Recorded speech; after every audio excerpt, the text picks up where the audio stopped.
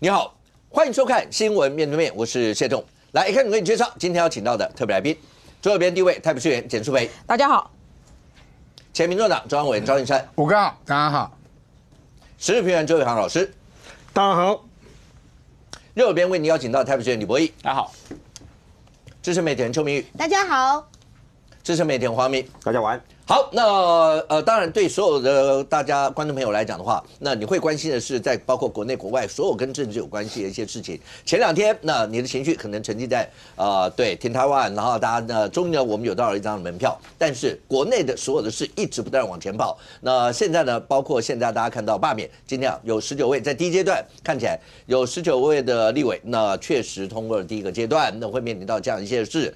可是，在眼下呢，有一件事情，那我相信对国人来讲的话，包括柯文哲、民主党前主席柯文哲的父亲柯爸走了的这件事情，所有的人都觉得真的非常非常难过。而这整个事情到目前为止，因为今天下午台北地院那加开了一个调查庭。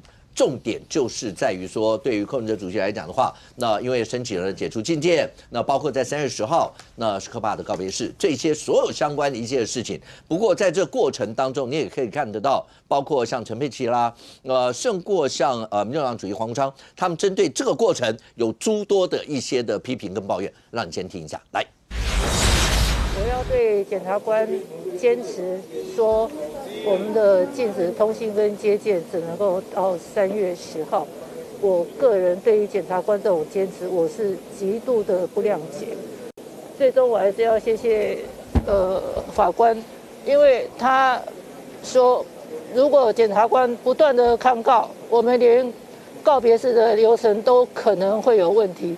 最后，我的先生也说了一句话，他说：“我们问心无愧，我们不用求人，就尊重法官的一个审酌跟裁定。”羁押禁见柯文哲主席这件事情，请容我再说明一次。说柯文哲会逃亡，那真的是脑袋有洞。那我们当然会希望法官他能够审慎的审酌，是不是真的连主席的家人跟主席彼此之间，亲情上面的交流，情感上面相互的扶持的必要性。所以当初对于羁押禁见柯文哲主席的裁定，我必须要老实说，不管是从过去高等法院的法官所明确表示的法律见解，或者是从现实上面的必要性来讲，都是一个不具有正当性的裁定。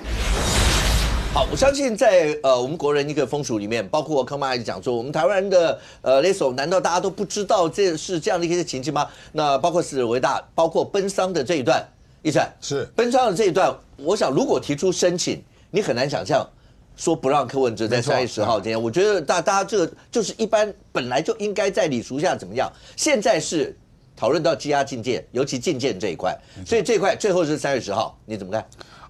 于情可悯，于法理不合。为什么呢？因为如果以告别式或者是要讨论奔丧事宜为理由，你本来就可以提出相关的申请嘛。那法院裁定，或者是北院裁定之后北所裁定之后，它的相关的流程，如果觉得不满意，说真的，我们以前当过立法院的助理，常常在处理这种事情嘛，就是跟北院协调，跟法务部来做相关的协调嘛。民众党有8席立委，难道都不敢跟所谓的法务部做相关协调嘛？所以这些东西你都还没有提出申请，你为什么先提出了所谓的解除通信、解除禁见的相关的规定？这个东西叫与法理不合。今天法官说真的，已经对你们柯家人给了一个特权。如果今天柯家人可以，那未来立法委员都麻烦了。我也要学柯文哲啊，我只要我父亲、母亲如果有奔丧告别式的相关的需求的时候，我都要解除禁见，我都要解除通信。那立法委员忙不完了，大家都要比照柯文哲，所以今天你已经得了便宜，你不要再卖乖，还说检察官给你到3月10号是不合理的。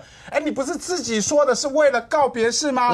告别式不就是3月10号吗？所以检察官已经觉得说法官有新政，我就让步了，我让步就是让到3月10号。为什么只能让到3月10号？因为3月10号就是告别式。为什么我坚持还是要羁押禁见？因为我有另案，尤其是财产来源不明罪在侦办嘛。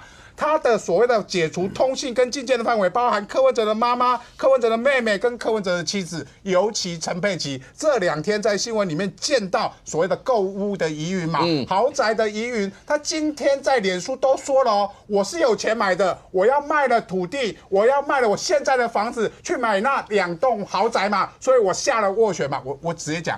啊，你那时候卖了吗？你那时候没有卖，你怎么敢下斡旋？所以你今天你没错，你今天可以卖，不代表那时候你有卖嘛。所以今天的脸书已经在做什么？在做串供了嘛？他要跟柯文哲对于2栋豪宅的事情去做同样的证述嘛？而同样的证述，他现在在侦办财产来源不明罪，最大的问题不就是陈佩琪吗？陈佩琪现在是证人，如果他没有办法跟柯文哲的口供对得起来的时候，他可能证人转被告哦。更让人家怀疑的是，今天媒体又有报道，他是8月27号，去年他退了这个斡旋金，退了斡旋金代表我不买了，代表不买，这些钱跑去哪里去？我们一直怀疑说你没有能力去买这些2栋豪宅嘛。同样的那一天同一天的时间，为什么橘子回国了？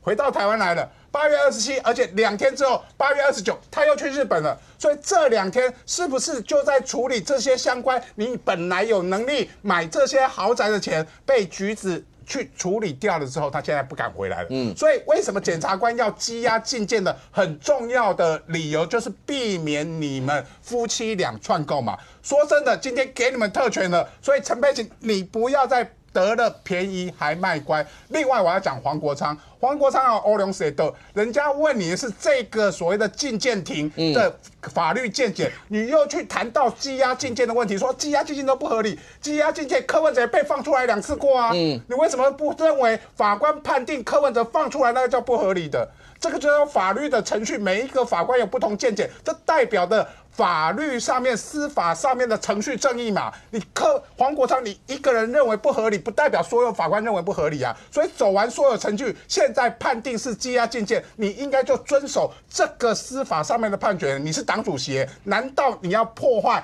威信整个的司法威信吗？黄国昌现在急的是什么？现在10天禁见啊，他明天要骑228脚踏车啊，他本来要做一波政治操作嘛。我如果禁见的话，这个法院如果判定说你柯文哲不能解除禁见，不能解除，那他就怪赖清德啊，一样怪给清德啊，又是司法破坏，又是政治破坏，所以这跟明天骑脚踏车都会扯在一起。骑脚踏车都会扯在一起，因为我说真的，5哥是律师，很清楚了，这个庭其实被判解除禁见，其实很少见的，因为一般来讲，你已经羁押禁见，很少是因为告别式的理由去解除禁见。如果是这样子的话，大家以后都比照办理，大家就麻烦了嘛。所以他被判定解除继续禁见的可能性非常高，所以黄国昌本来要做这一波的政治操作，现在法官判定解除禁见了，你已经没办法做这一波的操作。另外，柯文哲的这10天里面，包含陈佩琪的话语权都高过你黄国昌了嘛，所以民众党内的所谓的柯营的人马、柯派的人马，会不会跟黄国昌抢这个话语权？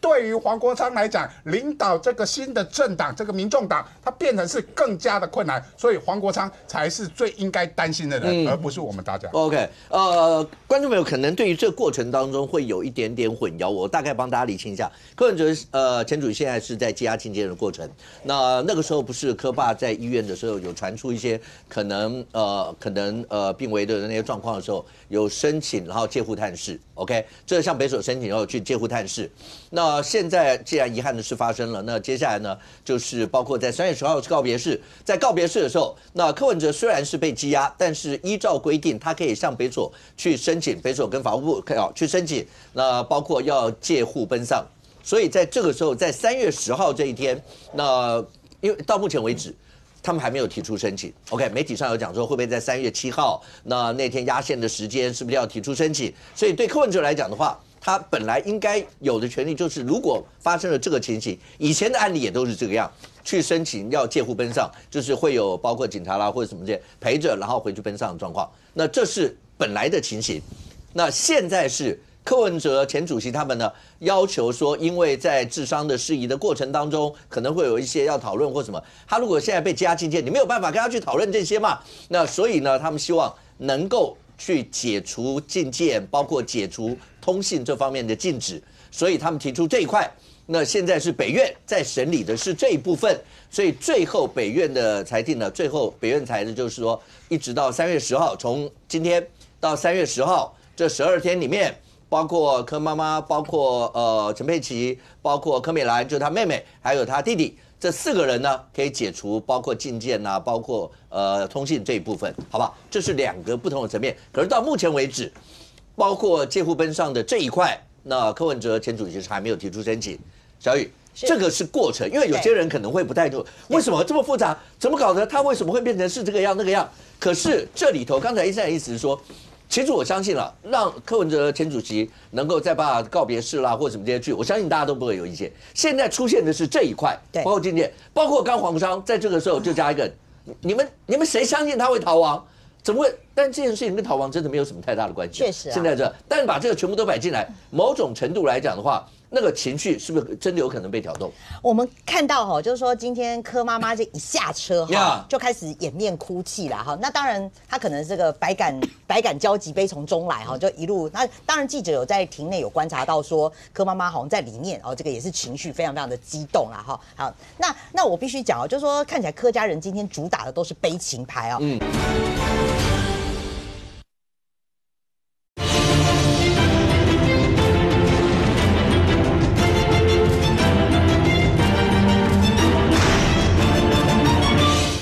那我必须讲哦，就是说看起来柯家人今天主打的都是悲情牌哦。你包括就是说哦，柯妈妈先这个眼泪，好眼泪，好啦，我们就说你情勒啦，我个人觉得是情勒啦。那你说这个陈佩琪也是啊，好，她在这个法院当庭啊，也讲到说婆婆有失智的症状嘛，哈，她说这个她丈夫在住院期间常常问说，哎呀，文哲在哪里啦，哈，那陈佩琪还透露说，这个婆婆已经有失智症状了哈，常半夜打电话说，这么冷的天，柯文哲怎么穿着短袖短裤？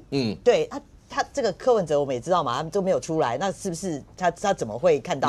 可能看起来有点 confused 的这样子哈。好，那所以他又讲，那陈佩琪又讲到说自己有忧郁症，好，那所以就一路这样子打悲情牌下，那他们认为说这个智商。这个重点我觉得是在智商事宜。今天哈就是解除禁见，柯家人是用这个智商事宜，就一定要柯文哲出来主持大局。我觉得光是这个理由你就很难说服，就是包括我在内了哈。那我们先讲，就是说，因为我父亲也过世，当年我们家的那个智商事宜都是妈妈决定的嘛哈。那就即便大家都成年人，可是你知道未亡人就是最大，所以大部分都是未亡人妈妈决定，妈妈说了算。那你再怎么不记哦，他还有说到为什么不是他不能，他弟弟不能决定，因为他弟弟说什么不是佛教徒，他说他弟弟不是佛教徒，然后不懂得佛教的这个仪式。可是我要讲啊，你有礼仪公司啊，礼仪公司你只要花了钱，你从天主教、基督教、回教什么都可以呀。好，那我不理解，他就用这个理由。那大家现在外界担心的是说，你们这4个人有没有可能去看柯文哲的同时，你们会有串供的疑云？就像刚刚义山哥讲的嘛，这几天你才爆发这个陈佩琪买房的事情，你这个涉及到财产来源不明。目前为止，陈佩琪只承认只有1间哦，夏沃泉只有1间哦。那事实上，周刊爆料是2间哎。那我们从以前的过往，你就会知道柯家人他们都是你挤牙膏，你挤到哪他就承认到哪。比如说你没有去查到，他也不跟你讲说哦，他有帮柯富瑶买股票，政治现金还去买股票。那你现在又说1间，他另外1间还没承认。那即便是这样，他的财产你怎么那么多？大家最近在讨论是说，你怎么有那么多钱去买这样子2栋上亿的豪宅？那我们现在担心的是说，因为他解除禁见的部分是陈佩琪，陈佩，你还记不记得我们一开始案情开始的时候，柯文哲交保他回家不是还可以回家睡？我们那时候讨论好久，我们讲说这在法理实务上这怎么可能？你陈佩琪你们2个回到家，然后吃完晚餐你就说你好我好大家好，那大家就去睡了，你完全不讨论案情，你从不讨论，你也不关心你老公，都不，我们都觉得说这怎么可能？天哪！那今天这个状况也是一样嘛。3月20号即将进入案情的审理。那虽然陈佩琪现在是证人，可是问题是刚刚有讲财产来源不明，这边还有一大挂，而且大家看起来说陈佩琪对不管是政治现金也好，或对于很多的案子，其实他涉入颇深不然他干嘛去找那个洗钱的律师？对不对？去洗钱防治法，这我们也讨论过一大挂。所以大家会觉得说，你们会不会趁这个时间点，会去趁机有串供之余，这个才是大家这个就是讨论的一个焦点嘛。那最后我要讲了哈，你就是现在外界有在讲说，它是不是有3部曲？第一个先奔丧嘛，那第二个就是说解除禁见，那第3个下来，你是不是要解除羁押？那解除羁押，其实坦白讲，我觉得说难听一点，大家就觉得说啊，那你解除羁押出来，那是不是大家有话题？又有话题又可以讲了？对我们当然没差，可是。大家要担心的是黄国昌吧？那我觉得说，我想象一个画面啦，哪天柯文哲骑脚车骑，就要解除羁押啦，他骑脚踏车出来哈，那也许他可能又不能见谁，但是他出来他骑到党部，就大家喊主席到底谁要回头？是柯文哲要回头，还是黄国昌要回头？你就2个太阳了啊，你就2个太阳了。好，那即便如此啊，我觉得对黄国昌来讲，他心里应该是蛮矛盾复杂，因为对他来讲，一个新主席哦。他应该想像当年的这个蔡英文一样，就说你们民进党不要赶快切割阿扁的事情就是以司法解决吧。我新主席耶，我仓皇登基耶我想要走出我自己这条的路大罢免啊，怎么样？可是你现在柯文哲来，那大家围着话题就说啊，那柯文哲，他又烦死了，又要再陷入柯文哲这个泥沼里面。对他来讲，他就是完全不想管柯文哲的案子，你自己司法解决就好。那现在好啦，那柯文哲如果真的未来又羁押又出来的话，那势必啦他又要陷入在这个轮回里面。我认为，要是我是黄国昌，我是最不想看到这个局面的。OK， 这个要问姚明，你在北所当过替代役？不是北所，你某看守所。某看守所，对不起，你在某看守所当过替代役。这种状况之下，我们就讲，因为到现在，最起码柯文哲他们还没有提出要介乎奔丧的申请哦。是，本来应该是这一块才对，但是现在已经变成在讨论禁见，讨论所有这些。禁见与否、羁押与否，这些其实跟这是2块啊。我刚为什么要先帮观众们把这2个给厘清？但现在显然不是了，这感觉上已经变成一整件事了。甚或它牵动到的可能会是刚讲到小草的情绪。你如果中间过程哪一段没有允许小草，那黄昌或陈佩琪，陈佩琪已经讲，即便到3月10号，他都很没有办法谅解。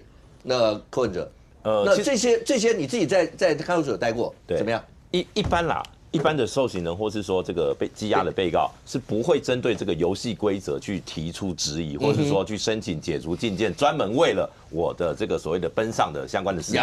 是过去我印象中没有啦，印象中没有。即便是我们最近讲的戴宁这个案例，戴宁这个案例他当初因为是在羁押禁见的状态下回去奔丧，对，所以呢，他回家只能跟家人点头，不能交谈，因为羁押禁见，没错，就是因为有这个但书，所以押着戴宁回家的人是要盯着他有没有跟家人互动的，是要做这一块确认。那当然，我觉得站在柯文哲他们这个，不管是他的律师或者是说他的家人的立场，他们其实从一开始，如果大家回忆一下。去年9月，那个在打这个所谓从逮捕这个搜索逮捕，那时候就提审，对，大家还记不记得？对，他是一路在挑战这个我们所谓的羁押的相关的游戏规则，或者说这个逮捕相关的这些规定，刑事诉讼法里面所有规定，他可能都要拿来挑战一下。好，那包括那时候持党主席申请解除通信，好，所以那个时候就那封信到现在还不知道在哪里。对，没关系，我那封信已经不重要。但是我说那个时候的法官就已经针对特定范围的特定事项给予解除了。也就是说，柯文哲其实他那个叫实锤之位，我知道说你这个是可以处理的。那今天这个事情，我家里有这个事情，我有这个需求，我当然就提出这个申请。那他这个申请的用意，我跟你讲，接下来还会一步一步的去冲撞这个体制。一定会。等到3月10号这个告别式过了之后，如果他们再申请，因为接下来理论上应该是说到那个羁押，因为这个法院的审理期间的羁押一次3个月，对，后面每次2个月，第一次3个月，对，后面每次2个月，接下来就在每一次这个延押的过程里面的那个交锋了。那我会有一种看到那个当年救扁小组那时候3不5时就要到立法院开记者会。那种，我觉得那个很像那个时候的那个翻版，尤其现在陈昭之委员那个时候救扁的那个灵魂人物，现在就在民众党当立委啊，所以我说这种招可能会一路的这样出下去，那这个其实不是坏事，我说不是坏事是什么呢？现在在看守所不一定看得到我们节目了但是呢，他可以看到新闻，对，当这些受刑人被告他看说原来可以这样申请，可以这样。我讲接下来法院忙了，很多律师会说，这个柯文哲可以，我也要，会的，一定会的。因为过去其实我讲一个很简单的案例哦，当年陈水扁大家还记得的话，前总统陈水扁他在监所里面的一些待遇，他讲说没有人权，对，好，他讲说冬天只能洗冷水澡，讲这些东西，后来改变了，我们开始关心监所人权，后来改变了。那甚至他保外就医的时候，后来那个高雄大寮监狱的暴动，对。就是那个他写说为什么陈水扁可以？这个一个收容人的处境是有可能影响全部这个监所看守所里面的这些被告也好，收容人受刑人他们的心情的。所以接下来我想后面那个蝴蝶效应可能是在这个部分。因为这个过程当中，刚才杨明有提到带你的那是嘉义的一个议员，然后呢过程，各位你还记得那个印象吗？他回去奔丧的时候。后来媒体的画面出来的时候，因为他好像也是父亲，他是跪着，然后一路跪着爬进去嘛。然后当然，因为那时候在羁押当中，所以包括手铐啊这些全部都有。OK， 那但是，舒培，中间有一段，如果照媒体描述开庭的过程，最后法官做完裁以后，然后有问柯妈妈他们讲说，那有没有什么意见要陈述？媒体上就是刚才陈佩琪讲的。媒体上的描述是，柯文哲阻断柯妈妈讲话，说不用多讲，然后还讲说怒视那2个检察官，然后讲说不用求人，不用求他们，对，不用求他们 ，OK，类似这样。这整件事情，柯文哲这一块，柯妈妈如果要讲话，他为什么不让柯妈妈讲话？为什么会出现这一块？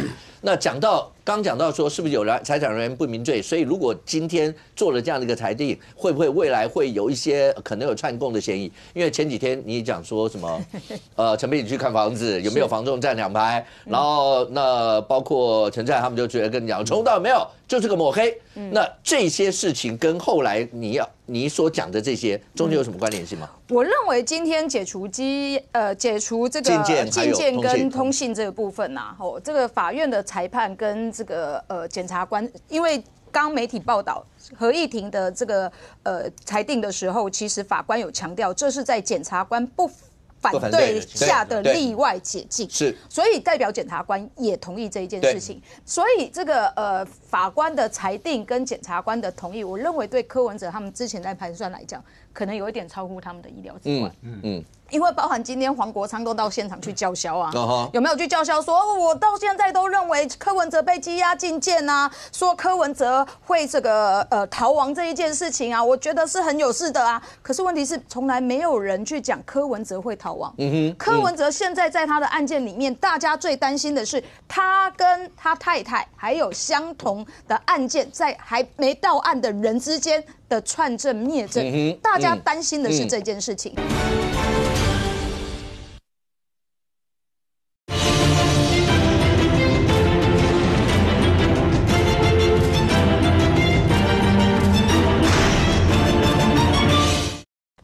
跟他太太还有相同的案件，在还没到案的人之间的串证灭证，大家担心的是这件事情，所以他今天用爸爸这个的理由，要帮爸爸治伤的理由来解除这个禁见这一件事情，获得法官的同意，我认为对他来讲有点意外，所以他才会讲说啊，那不要再讲了，不要再讲了，因为再讲我们就演超过了，你知道吗？大家就不会同情我们了，因为就是如刚刚大家所说的。可是陈佩琪媒体上，陈佩琪本来希望到4月2号，是，所以你知道，因为后续还有很多事情，所以可是他后来就讲啦，他说那我还是谢谢法官。当然，所以我觉得他们其实知道，如果在过多的要求的时候，比如说你3月10号爸爸就告别式，你现在一定要说4月2号才合理的话，如果陈佩琪还这样要求的时候，人家会觉得不合理的是谁？是你们的嘛？你治伤爸爸的理由，爸爸都已经出殡啦，都已经告别式结束啦，你还要去叫说你包含什么财产后续的遗产要怎么分配，都一定要柯文哲在才有办法处理，这没有办法说服大家嘛。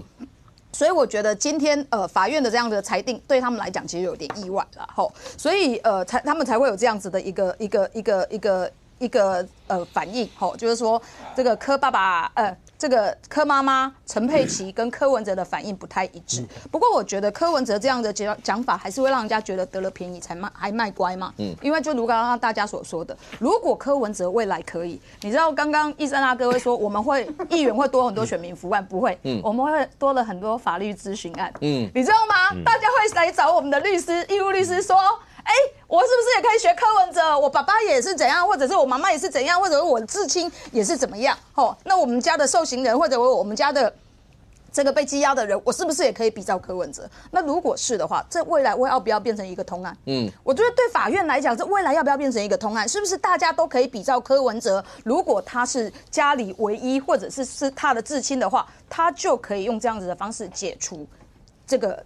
禁见，我觉得这是接下来要有一致性的问题，所以我觉得这是法院跟这个检察官未来要去讨论的事情啦。那这个，然后我要再讲一下，就是解除禁见通信跟奔丧是两个事情，当然，所以柯文哲家到现在还没有去申请奔丧那如果申请奔丧之后，你知道刚刚明玉姐讲说，现在解除禁见是到了看守所里面去，柯文哲被提出来，在某一个空间里面，你们去讨论治丧的事情。但如果他接下来奔丧了，申请了奔丧，在某一天回家奔丧之后，他会不会到了某一个房间里面去，介护柯文哲回家的人可以跟着去那个房间吗？我告诉你，这个才是最大的问题嘛，这才是大家最担心的问题嘛。在那样子的空间里面，如果介护柯文哲回家的人没有办法跟进去柯文哲房间的某一个空间的话，私人的空间的话，会不会在里面针对这些案情做串证灭证，或者是串供的问题？我觉得北所应该因为介护什么叫介护奔丧？就是介护，介护的意思就是他要随行，他要一直跟着他，跟到每一个地方去吗？你要跟家人见面，当然可以，可是你那时候已经不是在看守所里面，你已经是出来了，出来介护一定是。讲如影随形吧。其实我补充一下，看守所都是直接请示检察官，检察官要我们怎么做就怎么做，所以到时候看检察官。好，那如果是都可以跟着，那当然就没有问题。但如果不行的话，你知道吗？他是已经解除禁见的状况，而且是跟这4个人解除禁见。那我跟陈佩琪去讨论一下，我们之前到底那个2个房子还是1个房子？我们到底要先卖农地还是先卖什么公寓？我就跟你先讲好啊，接下来才开庭。证都串好了嘛，你法官还要问什么？我全部都弄好了嘛，你检察官你要针对我的财产来源不明这一件事情，我就已经全部串了嘛。我觉得这才是大家在担心的问题，也才会认为说，为什么在这个时间点，柯文哲他们家不是去选择申请奔丧，而是申请解除禁见，最重要的一个问题嘛。而且这个时间点刚好这么巧，陈佩琪在这个礼拜1先发脸书说什么奔丧为什么不能确定时间啊？然后好像这个执政党在为难他们的状况一样。结果后来才发现说，没有，你根本没申请。结果隔一天，《镜周刊》就爆料说，陈佩琪在去年看房子、看豪宅的部分，他是看了2间豪宅，而且这2间豪宅都上亿，而且都下了斡旋。那大家就觉得哇哦，太离谱了吧！你去年可以用4300万的现金买商办，你还可以下2间1.2亿的斡旋要买豪宅，1.2亿，2间加起来就2.4亿。我就用整数来算啦。自备款依照在台北市买豪宅的自备款要70%，2间就要1.68亿。你陈佩琪怎么会有那么多钱？你已经花了4000万。现金买商办，然后你接下来还要有1.68亿的自备款去买豪宅，代表你手上有2亿的现金。他不是跟你讲说，那没有啊，那一户只有6000万啊，而且我是花10万斡旋啊，不是啊，我又没有花这么多钱。这就是大家所讲的嘛，因为这2户他看的豪宅啊，到现在在网络上卖价都是1.2亿。为什么你陈佩琪给人家开6000万？到底是你骗人，还是你借势借端说我是这个前市长夫人？我要给你买厝的，一根就我被你民住到底是什么样的状况？还是你是故意隐瞒？用这个明明就是这个下了这么高金额的豪宅，然后你为了逃避这个财产来源不明的这个追办的侦查，然后故意讲这样子的话这是大家会有疑义的。而且我要告诉你，陈佩琪跟柯文哲在去年选举总统的时候，他们家的财产2个人加起来只有2400万，加上他在选举补助款拿到了7400万，总共加起来才9600多万，他们2个人的财产。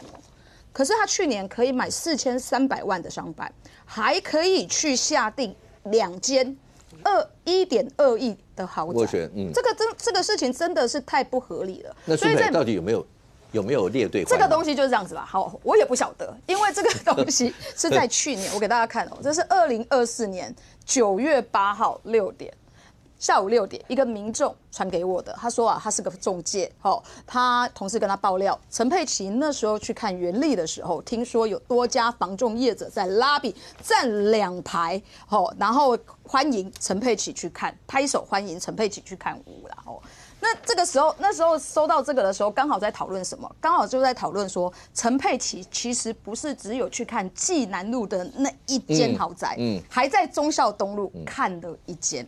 然后那时候被爆料出来的时候，就说什么陈佩琪房仲有被收到压力，说要去删监视器的画面，要把陈佩琪看屋的画面删掉。所以这个民众那时候就把它传给我，他就想到说他的一个同事有跟他讲这一件事情，但因为我那时候没有爆料一个非常重要的原因，是因为我没有再有进一步的资料，所以然后我也不知道到底陈佩琪有没有去看豪宅，到底有没有去看忠孝东路，有没有去看济南路，完全不知道。但这个礼拜《镜周刊》报道出来之后，他看了2间，而且都还下了斡旋。我觉得这件事情就非常非常的有可能发生嘛，所以我觉得陈佩琪应该要讲清楚的是说，到底哪里来的底气，让你可以在去年去看2间豪宅，而且是在你买了4300万的商办之后，而你现在申请解除禁见，是不是就是要去把这件事情跟柯文哲的讲法串好嘛？因为如果依照《镜周刊》的报道，在去年发生这个房产的时候，你看柯文哲是叫陈志涵去解除炸弹，是要去拆除炸弹，所以代表柯文哲跟陈佩琪是不是针对这件事情的讲法，他根本不了解、不清楚，而这买房子这件事情是陈佩琪处理的，跟柯文哲的讲法可能会对不起来，所以他们要事先把这些事情全部再串起来。OK， 国民党主席朱立伦有针对这件事情，他讲只要有人性的啊，什么什么，大家都应该要准许这些事情。是，那我就讲，奔丧跟申请这是2回事。但是你不可讳言一件事，这整件事情的过程，包括核准、裁定核准，类似这些政党的势力，或是民间的考量，或是小草，或是这些所有这些，是不是都被考量进去了？我觉得或多或少是吧？你讲柯妈妈跟陈佩琪女士会感到难过、流泪，我觉得是很正常，这不用觉得奇怪。至亲发生的这种事情，一定会难过、流泪。那他们有没有利用这个事情来打悲情牌，诉诸于民众的反应或小草的感受？我觉得就各自解读，这个我不去做评论。但问题是，柯家人的眼泪，我觉得的确会造成舆论的讨论，一定会，而且之后还会造成所谓的政治的攻防。因为柯家人的诉求到底后来有没有被法院给同意，或者是不同意？差很多，差非常多。这如果今天法官才没有准，你觉得这整件事情接下来就不得了了？反正没有准，那接下来可能小草可能会集结啊，我觉得很有可能，因为对于民众党的操作，我相信就是如此。因为把这个觉得不公平的对待，觉得没有人性的感觉，一定会把它烧到最大。所以现在我觉得很明显的啦，法院的判决，我觉得是从宽处置了。不要说现在的解除禁见，我相信柯文哲3月10号应该是可以去参加他父亲的告别式，我相信一定会。很难想象不会。对，很难想不会啦。对，很难想象不会啊。所以很明显的就是，至少法院现在。我不晓得他们是根据专业考量还是舆论压力，但很明显的，他给了民众党包括柯文哲家人一个相对于宽松的结论。那这个事情，我就跟来宾讲了很多啦，就我觉得可以给没有问题，但是可能就要比照办理了，要不然如果其他的人不能给，他只能给他，后续问题也会很严重。因为如果这样做的话，后续的话，我觉得会造成一个很奇怪的讲法，就是会不会有声音来讲？哎呀，你赖清德啊，你法院怕了柯文哲啊，对，所以你才故意给他这个好的条件。难道我们不是人吗？对，难道我们有人过世了，我很难过，我也要处理丧葬的事情，我不能去做吗？为什么柯文哲可以？所以后续我觉得还会有声音会出现，但至少就目前而言，我觉得态度就是先把柯文哲的事先放缓处理。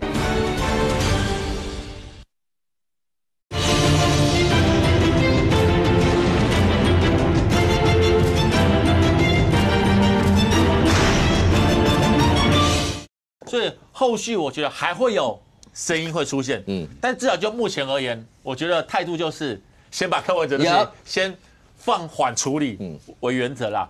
但3月10号过后之后，会不会还有其他的事情会拿出来讨论？我觉得恐怕会吧，因为毕竟奔丧完之后，还有没有很多事情要处理，包括了入塔，包括了百日，我觉得都会有可能拿出来讨论的。刚刚讲说对年呢，对年我就不敢说了。老师还说捡股嘞，对，太远了，那个我不好意思说，对。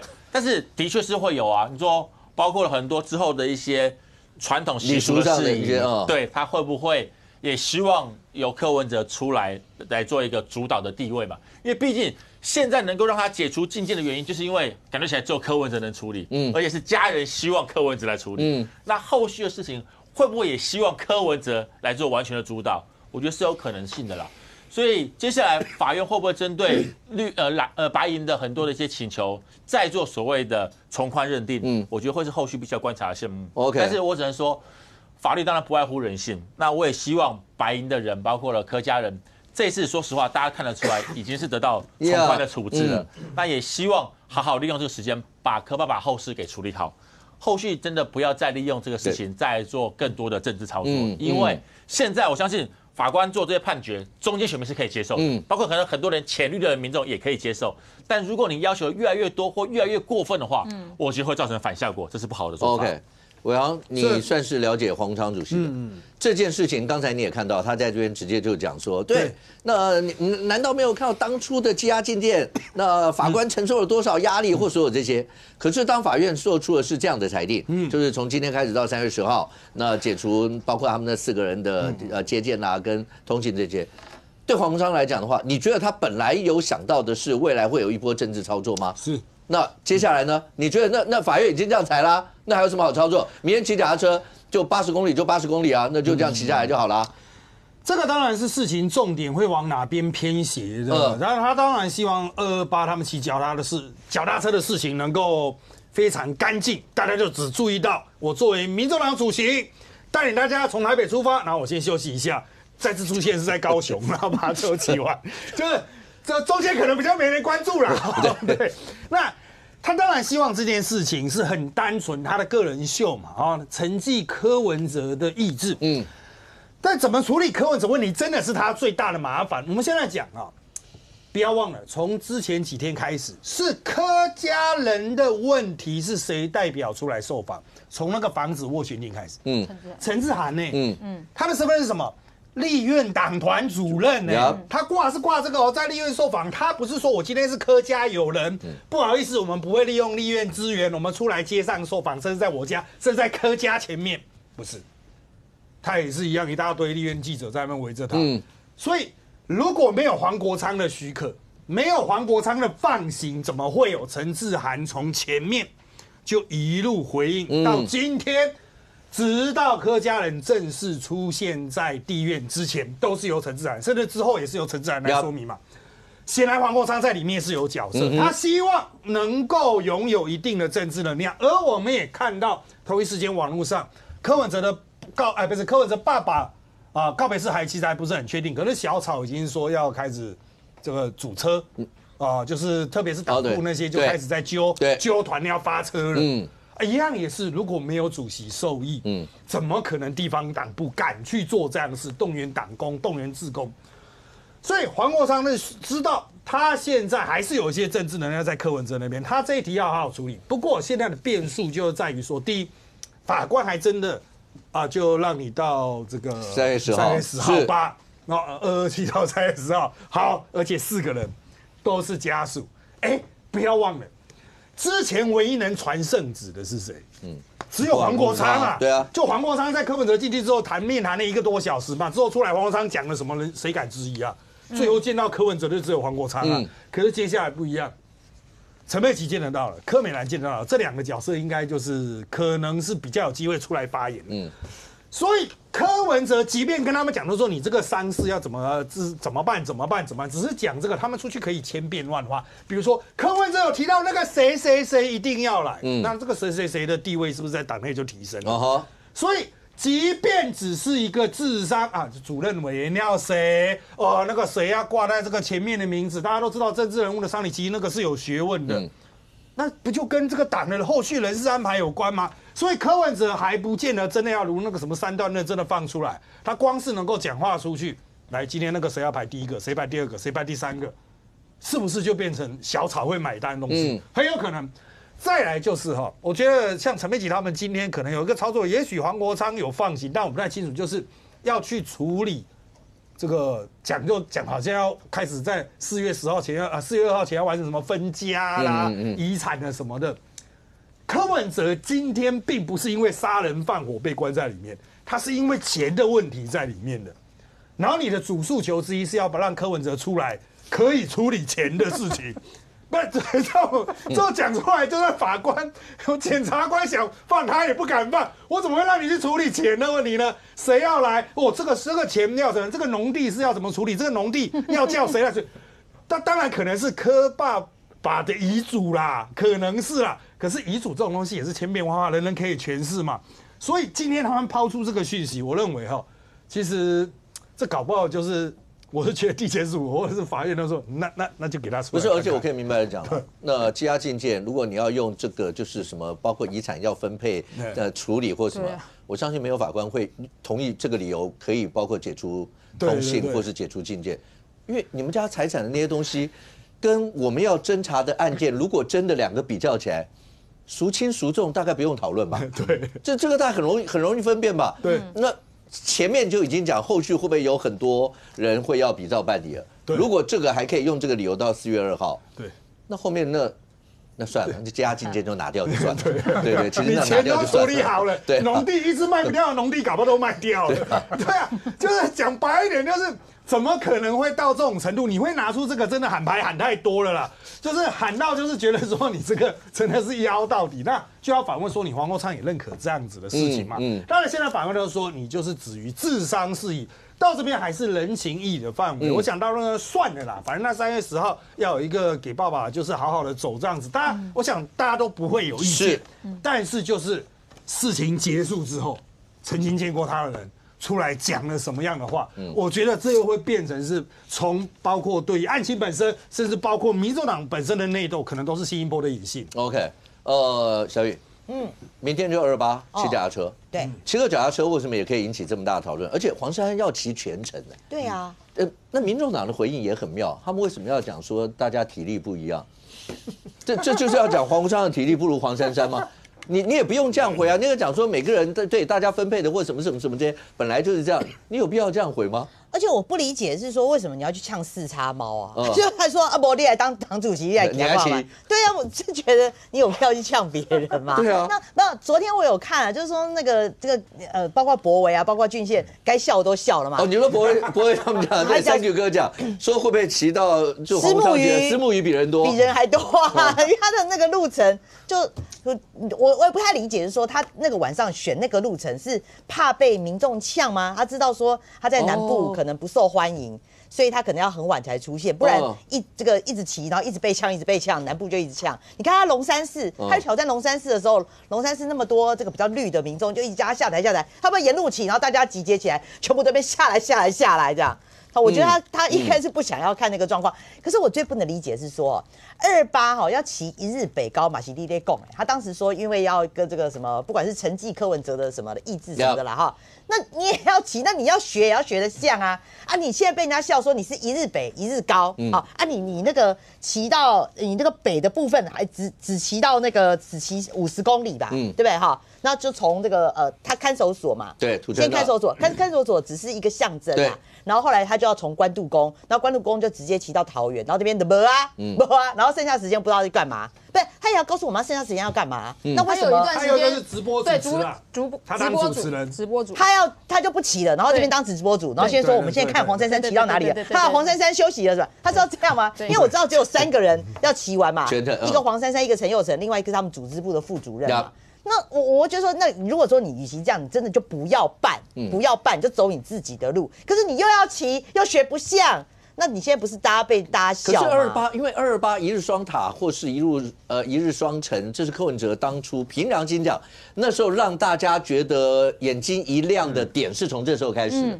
所以黄昌大家会觉得说，那个时候这个亮点，他既然新街主席，而且柯文哲既然在那，有没有连练习的时候那个安全帽、头盔都要摆在那？那当然这表示精神的传承。那你怎么不讲他一边骑，然后人家还300万放在那里？好吧，那是后面的，对啊，那是后续啊，边骑还有300万，没有了。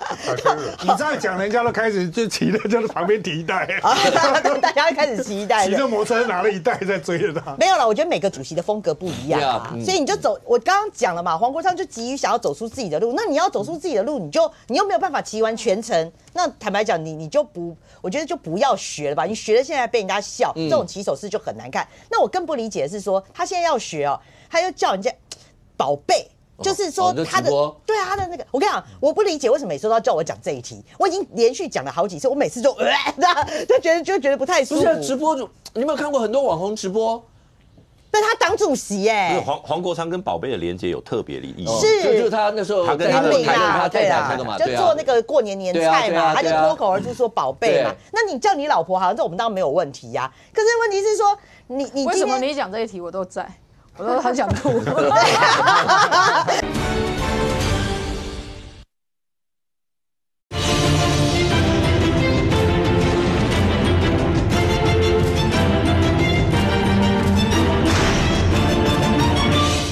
那你叫你老婆好像这我们当然没有问题呀，可是问题是说你为什么你讲这一题我都在？我都很想吐，大家都不喜欢讲这一题，就觉得不舒服啊。那说的少少，现在叫他宝贝，他等一下会叫大家宝贝，然后叫大家抖内。不，我套一句壮士代表，套一句我们这个长辈的话是说，你今天是一个党主席，你要有格调。我爸抠你就叫人家宝贝，不是。这我是觉得这500块500块你就叫人家，你就一个党主席要不然。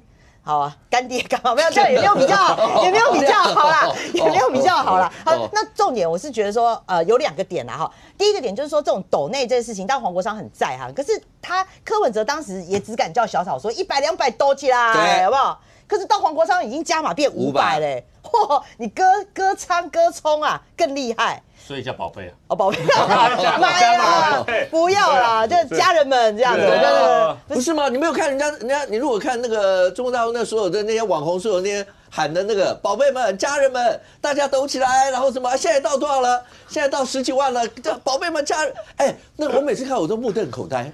为什么喊起来可以这么自然？不好意思啊，武哥，你这样讲，我也是觉得，不是吧？你是人家这样子啊，那我们当然不会这样。很有效，对不对？啊，好像蛮有效的，很有效啊，对，很有效，很有效。家人们，好像那些人你这样吹一下，感同身受的感觉。150万责任人就解决100万。你没有办法理解是吧？等一下你没有办法理解。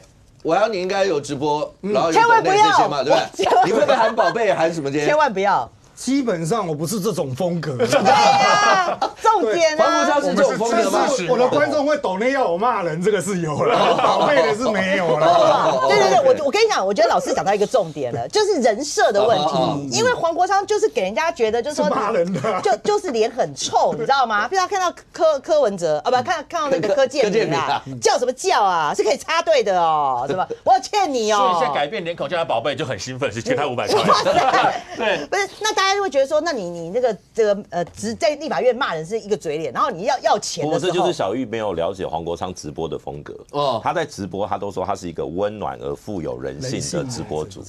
可是呢，那他在时代力量当党主席的时候，怎么没有这样做？怎么没有叫大家宝贝？好了，我不想要讨论风格，因为我觉得这跟黄国昌的人设我怕你等下真的吐了。我觉得我真的很不舒服。好了，最后我要讲是说了，那你现在才开春才他当党主席没多久，对啊，那大家才就是印象深刻的是他1亿5。115的那个内政部补助款才入账。那你有必要就是说在这个时间点，那你要告诉我们呢，你115被你花掉了吗？而且今年又没有选举，那你要布局什么呢？那你龙山寺那一场，你也说是公民团体邀请你去的啊，龙山寺你有花到多少钱？龙山寺他现在讲说那不是他办的，对，不是他办的，是公民团体邀请的。他们是讲说要扫除绿卫兵第一场，我们要怎样。对，那现在突然改口了，可是那个口号是他想的。对啊，扫除绿卫兵那个口号是他想的。不是，因为大家一直以为我们还在节目讲说，这是所有在国内蓝白阵营里面说要针对绿营，然后扫除绿卫兵的第一场，然后黄国昌起手式或什么。如果照他现在这样讲，这场不是他办的啊，现在他就说是公民团体啊，是因为人数的问题吗？我想不是，你去看那一场嘛，你从杨文嘉、毛嘉庆、陈志涵、吴怡轩以降。哪一个是公民团体啊？你可以告诉我谁是公民团体吗？那大家现在就说是公民团体邀请他的，那你也没有花到钱啊，没有花到钱，那你告诉我你115到底去哪里了？那你现在马上这个就要开始抖内，那今年又没有选举，那你到底为什么？那我合理怀疑嘛，你就是为了你的党主席嘛，因为看起来党主席到3月31号责任额是150万好，那当然也许因为他现在还没有指定中央委员，他中央委员还没有指定，那你是不是要拜托人家中央委员，你是不是也要帮他缴这个100万？我不晓得啦，如果他有那么大方的话，所以我合理怀疑嘛，他现在这个抖内是为了要他党主席的募款责任，因为他上次也是这样干的嘛。他上次不是在最后他的那个立委的责任额，他也讲说抖起来，要不然我的资格就没了。他上次也是用这一招啊，后来哇不得了马上都捐到那个民众党党部，然后后面都刮胡说指定给黄国昌，就黄国昌不但破表，他的钱还可以帮其他的人缴。所以他这次又来这一招，可是我就觉得说哇，那你连这个都要割葱我觉得他蛮厉害的啦。姚明，这场为什么现在黄昌跟你讲他不是他办的？为什么？因为本来以为，其实我们那时候不是还有很多人的理由是说他办，而且为什么要办在比较绿的龙山寺的这个地方？因为对蓝营的深蓝的很多人来讲的话，他可以塑造第一战将，他可以直接面对民进党，面对赖清德，然后所有这些。那你现在突然讲说不是你办的，那当初这些效果呢？第一个就是我不是黄国昌肚子里的蛔虫，所以我没有办法理解他为什么会这样讲。但是因为这个所谓的他先说要400个志工，后来改了800个，那也许他的意思就是说，他们这些志工已经变成一个团队了。那他招募完了嘛，那他就离开了，他就变成民众党的已经当选了党主席。那这个团队就让他们自己发挥，但是呢，他可以叫做什么？你知道吗？叫创办人或是这个发起人之类的。OK 啊，但是呢，这个团队现在是他们自己在运作了。那当然，我认为这个说法一般民众能不能接受我不知道，但是他有他的风格，也许他觉得他现在要那个民众党要跟这个团队要保持距离。也许他就是用这个方法嘛，所以他就要强调。所以就讲说那是那个团体办的。对，那当然。我觉得那个其实一般媒体也都把它绑在一起，当然了，很难分开。但其实你说像搬在龙山寺啊，或者说怎么样，其实我倒觉得这其实反而对于民众党要媒体版面，其实包括发生那个呛虾那种对版面的创造来讲，全部都是加分。是啊，以声量来讲，不就是这样？就是说制造冲突，对啊。然后呢，曝光率大增，然后呢，人家就说原来你有办这场活动，否则你这个那个欢欣鼓舞的说要罢免，其实一般媒体兴趣缺，反而多了这些冲突之后，其实罢免就是要冲突性，所以这样的一个剧本反而最符合黄国昌也许他原本设定的假想的模式就是这个模式。但不管怎么样啦，我觉得对民众党来讲，他们2025年是没有战场的，是没有战场的。是啊，因为包括2026年的准备，那个都叫做潜水功夫，就是鸭子划水，然后呢在基层经营啊什么，所以。透过这一个所谓的不管跟罢免的他们讲公民团体的合作或怎么样的模式，就有可能变成是民众党最重要的一个主舞台。那这个舞台当然他身为党主席，他也不会没有角色了。所以我们接下来就可以观察他跟这个公民团体会怎么样的一个合作互动。OK， 因为接下来呢，大家一定还有很多人沉浸在礼拜二。然后我们打败了西班牙，我们能够前进资格赛，前进经典赛，我们进入了正赛。你还沉浸在这个地方，太多的一些精彩的表现很难一一去罗列出来。但是在政治上一些效应，你可以看得出来，从礼拜二开始就一路，包括黄昌不过讲了一个，对他讲的跟其他人讲的也没有什么差别，也是一样讲说东京我们来了，然后我们赢了，什么类似这些。但是下面就一些蹭啊什么都来。我想说，为什么蓝营或甚或你看像黄国昌主席讲了这些以后，然后就被讲蹭，因为这一定是来自于有很多人直接讲，包括预算的时候删了或什么。我也听到有蓝营的朋友就讲说，没有人去删那些啊，可是绿营的朋友就会告诉你说，那是整体体育，包括风气，包括所有这些。但不管怎么说，这点好，那副根级总召再加嘛，对，再加上去，他说 Team Taiwan 是诈骗国家队，这个词要不要考虑一下？是，这个我只说我不是副总召，没有办法替他发言。我这个讲法的确是因为对我而言，其实说真的，从之前打12强，我都讲法都一样。不管是台湾队、中华队，我都没有关系，没有差别，因为都是我们的国家队嘛，这有什么好争论的？对啊，每个人不同的想法都 OK， 只要能够国家队有好成绩，我觉得大家都很高兴。所以这一次，不管是大家说是中华队参加了这个资格赛，还是说台湾队参加资格赛，尤其是说什么挺台湾或者台湾上勇啊，台湾雄勇那首歌放了，我觉得都没有问题啊。尤其是最后，不管如何，也许不是感觉很顺利的感觉，但还是晋级了嘛。我相信赢西班牙那个时候非常的高兴啊！我现场看比赛的时候，在家里看，我紧张的要死啊！这个过程非常的紧张啊。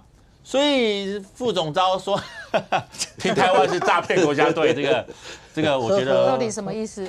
这个我也不晓得什么意思啊。不要再不要为难，至少我没有这样子觉得啦。蔡其昌被罢免的理由是他印了所谓的台湾雄用的春联，都台湾雄用都可以被罢免理由，听台湾在国民党来讲是诈骗国家队，也没有什么意外。我唯一能够替副总召的想法，可能是他针对的，就是说。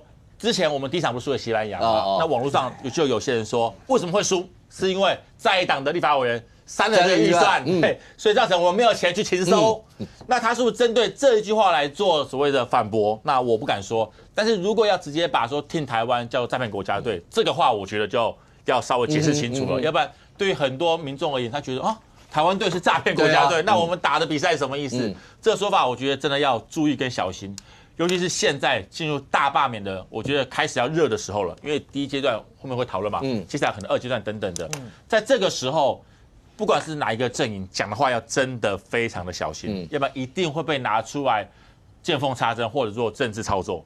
那这一次，我当然副总召他后续会不会有什么解释，我不敢说，但是我只能说，不管是中华队还是台湾队，这次能够进入正式的这个资格赛，正式的这个经典赛。我觉得都是一个非常高兴的事情。那我也希望，不管是哪一个阵营，都不要拿这个所谓体育跟国家的荣耀来做政治的消费。我觉得真的不妥。就是我们好好的替我们国家队加油，但是不要把它跟政治、把它跟罢免扯上关系。我觉得这话讲太多了，对于中间的选民反而是一个反效果的做法。OK， 那天有太多精彩的一些画面，你们看到网络上还有就是大家对我觉得每一个这些孩子的表现都太棒，但是总是大家会有你最喜欢的画面，或者你觉得最精彩的哪一个镜头啦，或者什么，那个排名第一是我也觉得那个排名就是那个宋承瑞扑的那一球，我觉得那球太重要了。对，那球如果没有扑到的话，凭良心讲，生死未卜。对，因为那整个气势翻转，而且包括应该会掉2分以上，一定掉最少掉2分。对，因为那1、3垒，然后你那一扑球一跑，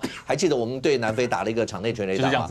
那就是没扑到，然后就不知道猴年马月才找得到球。对，那球太重要。当然后面你说包括郑钧岳，包括连3K，包括这真的都太棒，但是你很难不把这整件事情，当你开心以后，你只要再看到下面一堆的留言，尤其看到政治人物写完以后，那下面所有的留言，那伟航可不可以告诉我，为什么大家对于这件事情有这么大的一些的，尤其很多你看很多年轻人那在上面骂得非常凶，为什么？这个我们还是从副总召开始讲起好了。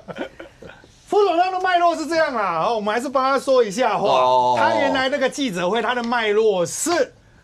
这个里里扣扣讲很多啊！我去年都接到至少10通诈骗电话，赖清德都没有在处理诈骗什么啦，讲什么其他的，所以他讲那个Team Taiwan是诈骗国家队啦。为什么？他把Team Taiwan在这一个脉络中理解成赖清德选举用的那个Team Taiwan。副总召不至于不知道啦，因为副总召长期也在花莲努力的去推职棒比赛嘛，他在花莲打的是全垒打，他也自掏腰包嘛，这个都是我们在棒球界人都知道的，没有人会否认他对于棒球的理解。但是呢，他在这边这么草率的使用Team Taiwan，这个的确是他的问题。因为你拜尔才打完棒球，你知道这时候讲听台湾，大家只会想到棒球啊。但是很明显是 nonsense， 就是你没有意识到这个词已经不是赖清德背心上的那个选举味道。他现在这个时候，大家理解都是在球场的环境里面他明明平常就有在看棒球的人犯这种错，活该就这2个字就送他的活该，真的是被骂活该啊！这个自己小心一点可能就这一段时间他可能刚好没看嘛不晓得听台湾这个在现场他是完全已经固着的一个词汇，有在现场去感受，因为大家喊都是听台湾嘛，有听台湾的加油曲，然后会不断的喊同样的词。好。那我们接下来回到就是为什么国民党人或者是蓝白动辄得咎？特别是这个我们来看一下最近引起讨论大概就2个系列。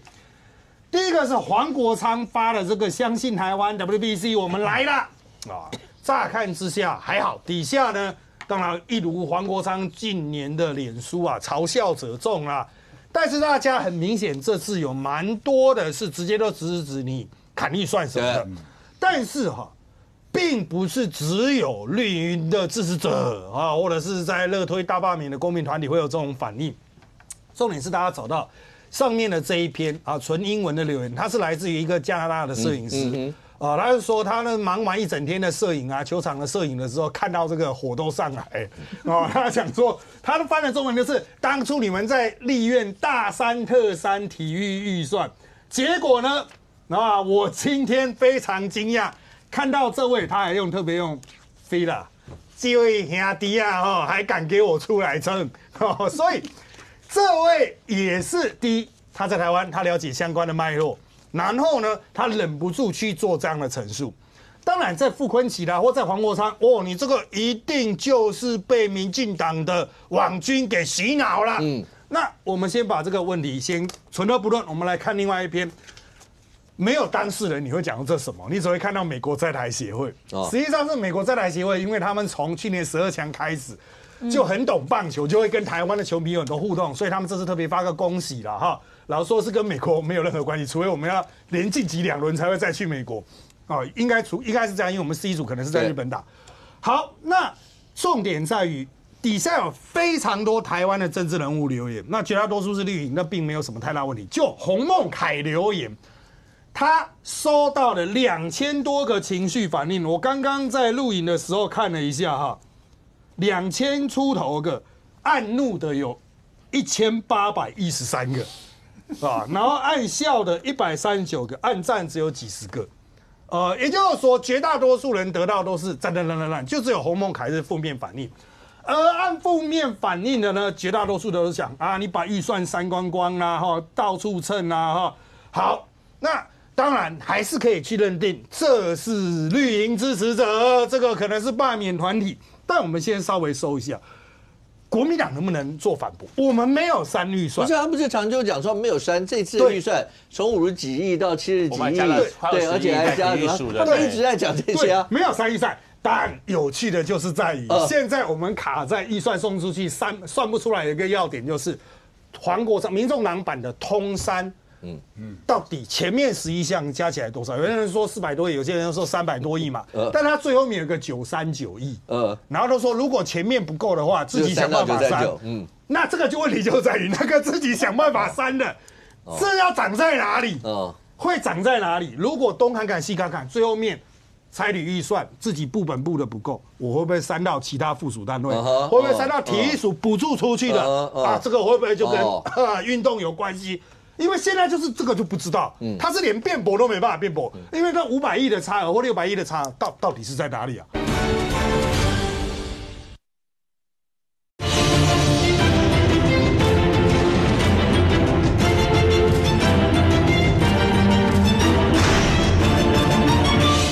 因为现在就是这个就不知道，他是连辩驳都没办法辩驳，因为那500亿的差额或600亿的差额到底是在哪里啊？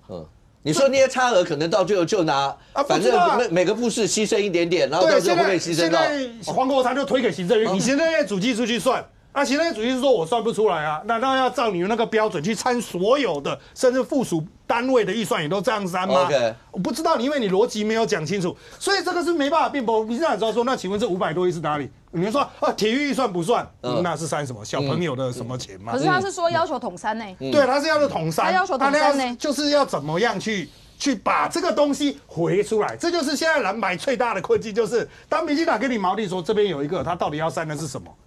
怎么办？这个是白银的问题吧？国民党的问题吧？对啊，可是你跟他今天绑在一起是不是？今天奇怪，刚才讲的是民众党绑在一起。那这个部分，我觉得国民党可能之后要出来讲清楚一下。这我要白银的问题，不，就把它讲更清楚，就是说我们目前做了删除动作是什么？对。如果黄国昌主席讲的剩下的差额用无差别删法的话，这个事情要讲清楚，而不是真的无差别删法，这乱删的。这个这个博弈的讲法我没有办法认同，因为呢，如果白银没有国民党的支持，黄国昌讲的话就只是黄国昌讲的话。我补充一下，来，其实这个是在野党很大的去年省预算一个很大的漏失。对，怎么说呢？因为呢，理论上他的意思是怎么样？为什么会算出一个900多亿？他们的意思是说总预算的3%，他想要统删总预算的3%，但是他删的目标是业务费，理论上应该是去精算那个业务费总额的3%，结果呢，他把它弄成总预算3兆的3%，才会变成那个900亿那个数字才会跑出来，所以这是在野党的包。我必须说这是在野党的包，而且还加了一段，就是那时候不是讲说，如果删的不够的话，对，反正就是一定要删到900亿。行政院要自己删。来，我跟你说，过去有这个案例，有前几年就有那个统删299亿，未达这个的话，你要自己调整。过去有这个潜力，但是这一次这个900多亿这个数字是我必须讲在野党乱算啦，他们的党团必须要出来负责。我必须说这一块我不挺在野党，这一块我觉得在野党乱搞，那个预算就是乱审，这一个数字会出现在当初通案的那个提案里面，就是乱来。那这一块我认为，如果今天要复议因为还没，因为行政院刚提复议嘛，行政院刚说要提复议，如果今天要真的针对这一块，我是认为这个在野党应该要有一个负责任的决议。OK， 医生，这个问题就在这。那时候大家就在讲，你知道，人家说不打情不打烂，专打不长眼。就是过程当中，你都不知道棒球在去年那个12强对台湾整个风潮是这样。体育我就讲，每个各个部会之间一定有绩优生，一定也有表现的不如意的或者什么，你要怎么看？针对什么呢？大家各自来看。但当然预算很难这样，我也知道。可是你再怎么样，就像刚刚讲体育，他们已经讲了，我没有删什么啊，而且我还增加了。可如果照刚才讲，当你把那个总额的那个洞如果拿出来看的时候，这就这样，因为你本来就该知道，棒球现在是全台湾人应该是最重要的一块，你没事动这些东西干什么？一点点加都来不及啊，所以到最后会变成整个风潮。当这次进了正赛以后，大家骂成这个样子啊！对，所以一般民众没有像立法委员或者是像我们主计处那么了解你们到底做什么决议，就觉得你们乱删一通嘛，乱删一通，每一个决议真的还被传出来说你们真的是有在提删除的案件，虽然最后可能撤除了，但是过程已经形成风潮嘛。所以洪一中讲的那句话很好啊，洪一中绝对不懂了那么多的预算，他讲了一句非常我觉得符合全体台湾人的情绪的话。我们正在得冠军，你们把我们的头扒下去。结果现在你把我们的头扒下去，大家真的把你们的头扒下去了，这每一个人都被扒下去。所以洪一中的那一番话讲出是大家的情绪，不要讲删除嘛。刚才讲到黄国昌你还有冻结啊，你冻结的理由还忘记乱七八糟，冻结的理由又跟壮世代有关。你要所谓的体育推展的运动，2000万那一笔。你要有把所谓的银发族改成壮世代，我才给你解冻。难道要把棒球改成壮球吗？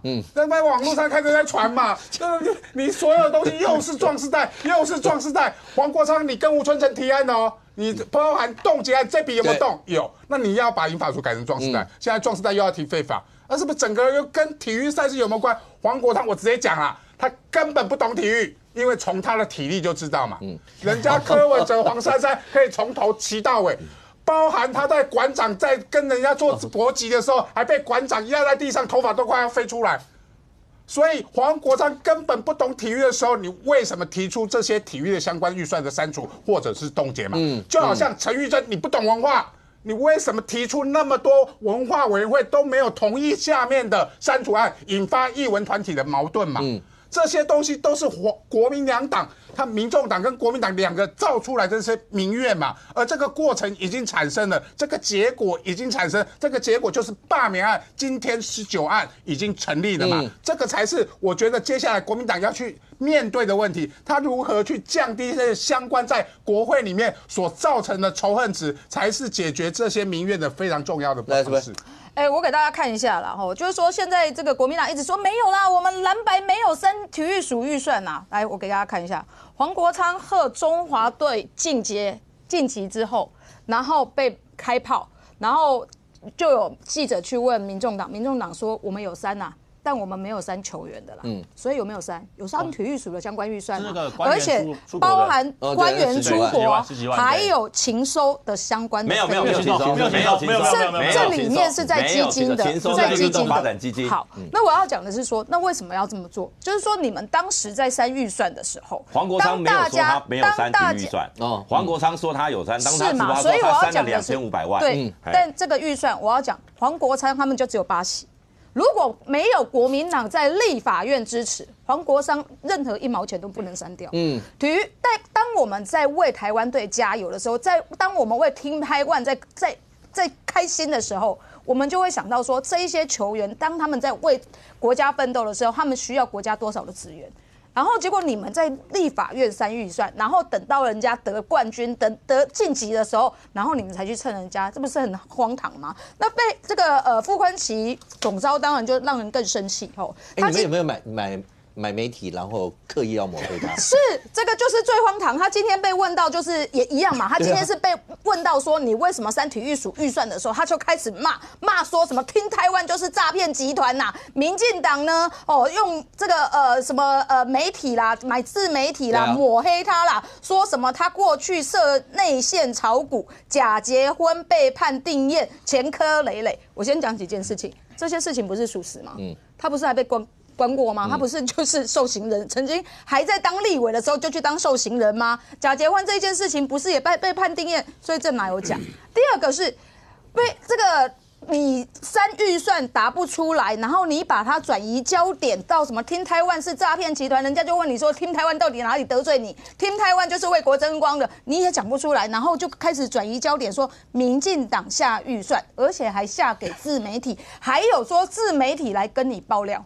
拿出证据，拿出证据，哪一些媒体跟你爆料，拿出来。所以今天吴峥啊，我们这个民进党新闻部的主任啊，就跟这个傅昆萁就对呛嘛，就说如果你拿出资料，吴峥就辞职；如果没有，傅昆萁就辞职。为什么不敢？一个国民党堂堂立法院的总召说话可以这样不负责任吗？删了预算不负责任就算了，骂了Team Taiwan不负责任就算了，抹黑这个民进党还拿不出证据，然后这个被人家呛瞎的时候还要归说，我觉得这真的是太鸟了。不过现在看起来的话，国内这些所有的事情到最后会不会都在接下来的大罢免里面，大家一次算总账？那就是包括仇恨值的转移、仇恨值的累积会出现在哪里？小雨，今天是公布的，有19个立委已经进入第2阶段，对不对？对，没有错。对，都是国民党的吗？都国民党的，而且就是像我觉得蛮让我有点意外是说啦，那个桃园全垒打。因为本来涂拳击大家就觉得蹲的蛮低的哈，那牛许婷涂拳击、鲁明哲、万美玲、吕玉玲、邱若华这个全部都全垒打。那台中也是全垒打，台中蓝委全垒打啦，严宽恒、廖伟翔、黄建豪跟罗廷伟这4个全垒打。那南投也是，南投尤浩、马文君也都在第1阶段了。那丁学忠、拔丁工人嘛，黄建明、傅昆萁全部都在。那当然王宏威、李彦秀叶元之这都在第1阶段19位哈。那全部都是国民党立委。那后面还有？对，我记得今天有的媒体报道啦，我看有一个媒体他写说，你看徐小新没有在上面，绿营大翻车。那其实人家马上就出来讲说，徐小新他不是在2月3号，他不是在2月3号送的，他是后面才送的嘛，对，他是后面送的，等于说后面。所以最后总数有多少会进第2阶段？这只是第一批，对，后面还不知道，因为包括绿营有没有也还不知道。对，所以我觉得去下说什么徐小新没有在这个名单里面，说什么绿营大翻车，我觉得这个就省了啦。那再来啊，就是说比较有意外的是说9位，他说今天同时中选会也公布说有9位这个第1阶段没过，但但是就是说可以补件，在10天之内可以补件哈。那就说这9位后来被人家发现全部都是民进党哦，好，包括吴沛忆啦、哈吴思瑶、张宏陆、吴其明、蔡其昌、何新纯、陈冠廷、吴丽华跟陈莹，好，所以你在10天之内就要赶快补件，而且只有1次为限。那但是今天就是比较还有一个新闻啊，就是说在这个1阶段没过的，其中包括陈冠廷，他去告了啊，这个也发现说这个很夸张的一个案子啊，就他这个领衔人哦，是一个77岁的一个退休军官哈，然后他说当时他自己承认哦，因为这个陈冠廷去告他说你这个是有假联署嘛哈，那所以他才出来讲说呢，他说这个徐姓退休教官说有啊，他说是国民党的嘉义县党部来邀约他，请他做领衔人，可是呢他当时并没有明确同意去答应那个县党部说我愿意被列领衔人，而且备位是他太太，所以后来没想到他就被国民党的那个党部就被列为领衔人了，然后他说他连联署的表格都没有看过，连领衔人他是领衔人就他说他没有看过联署表格，那他就没签过了。他说他没有签啊，因为陈冠廷是要告他的，对，所以他就赶快自己出来讲说没有，而且他就直接讲说是嘉义县党部就这样子。可是好像有委任书啊，他有签委任书，不，应该说。这个中选会说有看到他的委任书，对，但谁签不晓得，对，委任书不晓得，重点是在谁签，这很妙啊，这很妙啊！你委任人家，他就说他没有明确同意呀。这个好，就看后头慢慢。我要补充一下，他不是收到陈冠廷告他是收到中选会告诉他说你是领衔人，他才说哈。我没有领衔呐，怎么会是我？就出来否认说我不是领衔人，我太太也不是副领衔人。所以国民党在罢免绿委的这个状况底下，有多少像这个军官一样，这个77岁的老先生一样，我觉得这真的是太妙了。如果都全部都翻船，我最后再补充一点啦。但陈冠廷也有告这个，当然是。可是他说他自己意外的是，他收到那个中选会的通知。但是现在对以陈冠廷这个例子为讲，他还有一个麻烦是说哈，因为他这个有915个是不符合资格的，也就是说，如果你要拼第一阶段要过的话，他10天之内他要补480个。那这个徐姓教官当他觉得他很衰嘛，他觉得第一个他是不是被人家冒名不知道，第二个他在10天之内还要叫他去找480个，所以他就直接讲说我不玩了，我主动撤案，我不干了。所以这很荒谬，但大家会觉得说其实你9位里面很多都被踢爆，像什么苏巧慧啦、李坤城这些都踢爆说都是有些人根本就没联署，都国民党的跑来跟他讲说我虽然是国民党，但是我是支持你，我根本没有去联署，可是他也是被查询之后才发现说原来我被列在联署里面。所以我认为说这9位民进党立委，你说他连第一阶段都要过的话，我个人是觉得比较困难。可是博弈有没有过第一阶段，它不是单纯过不过的问题，而是当蓝营的委员有19个，然后过了第一阶段要进入第2阶段，如果要在第一阶段连绿营的委员如果都没有过的话，那个是某种程度有时候是打一个气势的问题。这个会不会？而且后面要再提的时候就要适用新法了赶快去找钟小平。对，我是讲第一个重点就是说，如果是这种有抄袭的，或者是真的是冒名顶替的。那我觉得强烈谴责，我不知道他是不是国民党的，不要搞这种东西。如果你联署不出来，就不要联署，因为硬搞这个会更难看。我讲真的，这绝对不要这样做。但问题是另外一个我也是觉得很奇特，就是第一阶段都没有办法过。对啊，而且吴沛忆还2组对，2组都没有过。所以我就不知道为什么会没有办法。1%对，没错，就是1%。所以到底是真的状况联署这么糟，还是到底有什么奇怪的东西？我现在打上一个很大问号。我没有说中选会有没有问题，我不敢说对。但是如果真的中选会都没有任何的问题，那我就国民党要检讨啊，因为他受伤都过不了。对啊，那还讲什么第2阶段10%呢？所以我只能说，这个事情以我目前今天看到的这个第一直觉反应是，我觉得第1%应该是不管蓝绿应该都会过，因为那是一个最基本的。我相信不要说有没有政党介入啊，只要有人画像一下，我相信2、3千，对，应该不是这么的难吧？那结果是民进党的就是要罢免蓝营的都过了，那蓝营要罢免民进党的都没过。当然第一个我要检讨自己是不是内部的确出了问题。那以后大罢免真的进入大罢免时代的话，就变成真的只有绿的在玩哦，就只有蓝的，只有蓝营在玩。对，绿的罢免蓝的就变这样。所以我来讲说，这个我们但是要检讨这个到底是不是有问题，但是真的是通通都对，连第二个完全9个连1个都没有办法过，我也觉得会不会太离谱？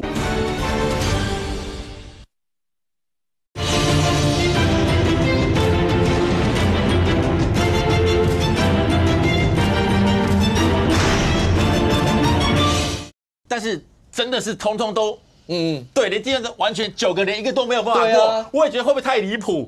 大家想想合理吗？如果你们真的有意见，就告到中选会里面去。你觉得程序上面、审查上面有问题吗？我觉得是，就赶快找律师嘛。人数差太多了。为什么说你们是假罢？因为你连律师都没有准备好。所有的公民团体他们在做真实的罢免的时候，不只是联署是真的，他们所有的程序都请了律师来协助相关的程序问题，这才是重要的嘛。国民党现在不要怪中选会，我没怪，如果觉得中选会有问题，就赶快请律师去处理。如果有问题的话，就是尽快来处理。我觉得这个我补充一下，因为中选会收案之后是由县市的选委会去查。台北市、台北、新北，对啊，台北吴佩益、吴思瑶的部分，全部都是台北市选委会去查的啊。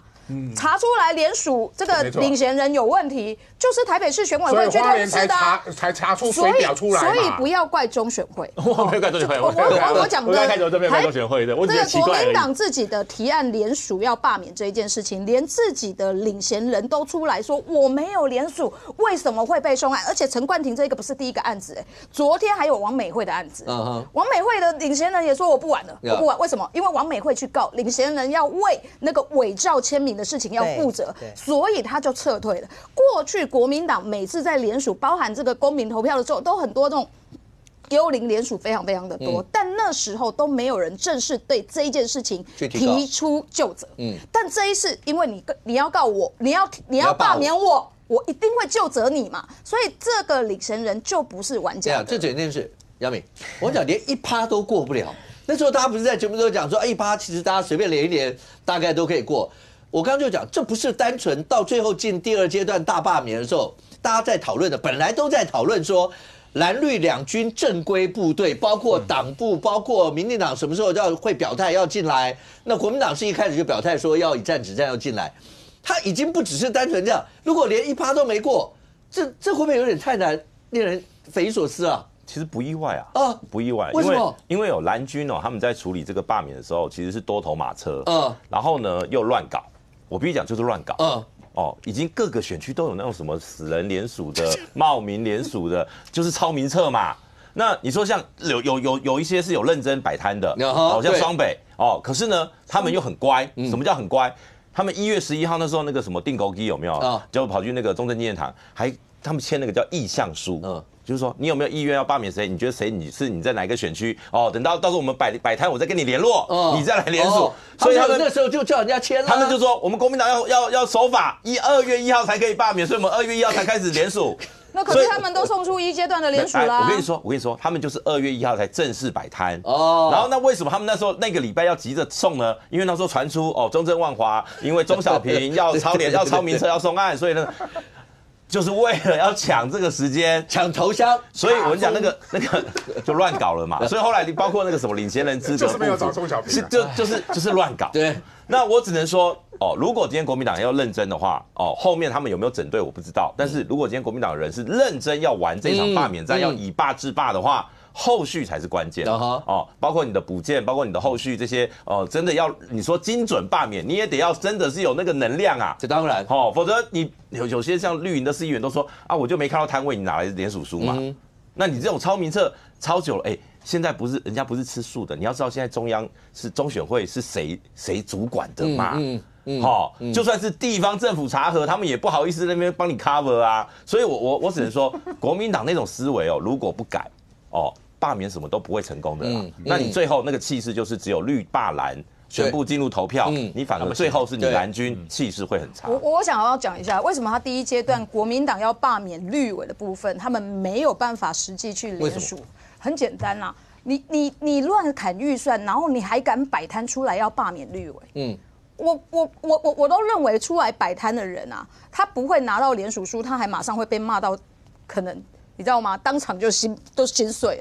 就是说，如果你现在去万华摆一个摊，说我要罢免吴佩益，请大家来联署，是因为吴佩益没有支持我蓝白乱删预算的话，你觉得会有人去签吗？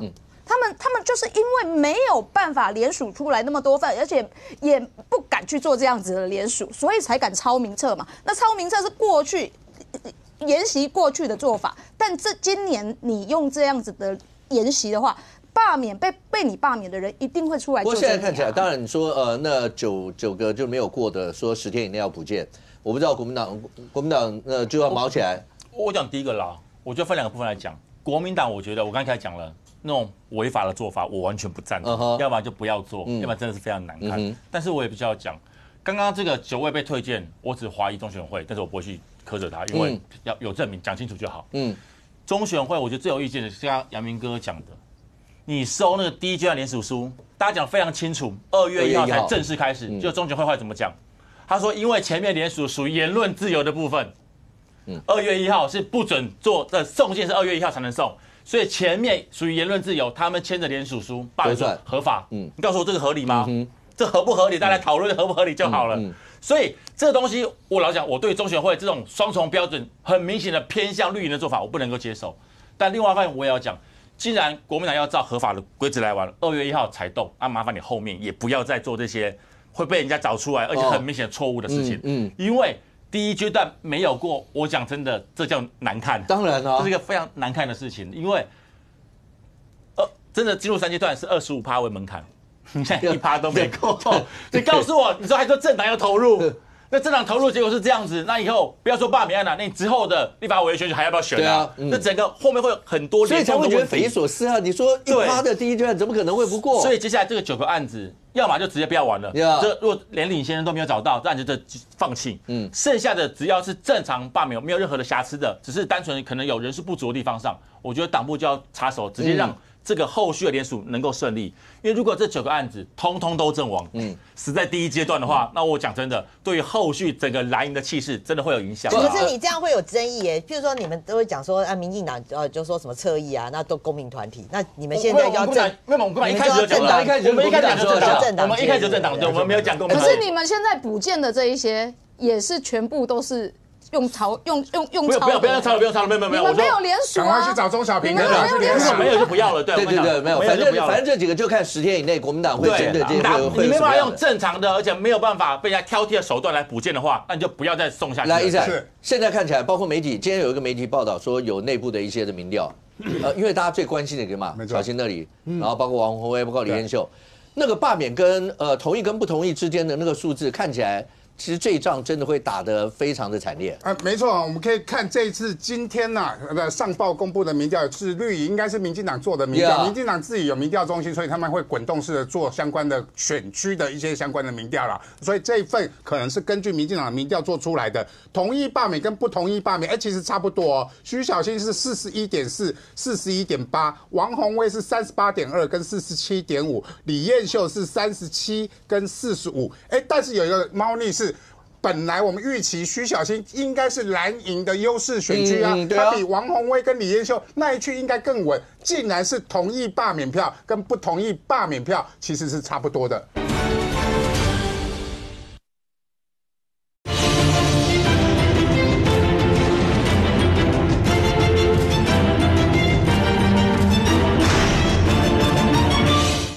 竟然是同意罢免票跟不同意罢免票其实是差不多的。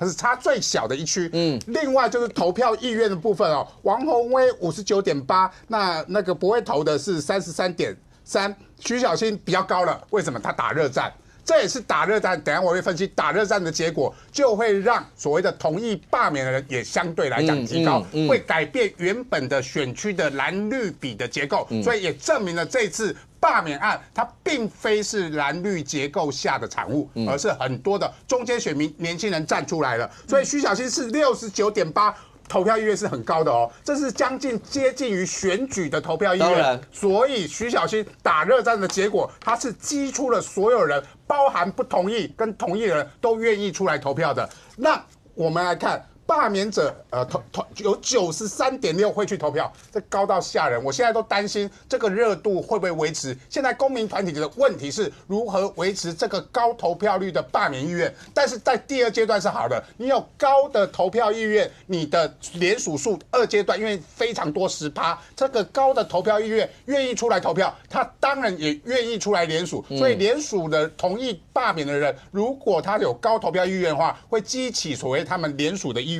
另外不认同罢免只有47， 60.4%的人会去投票，这个是国民党的大问题。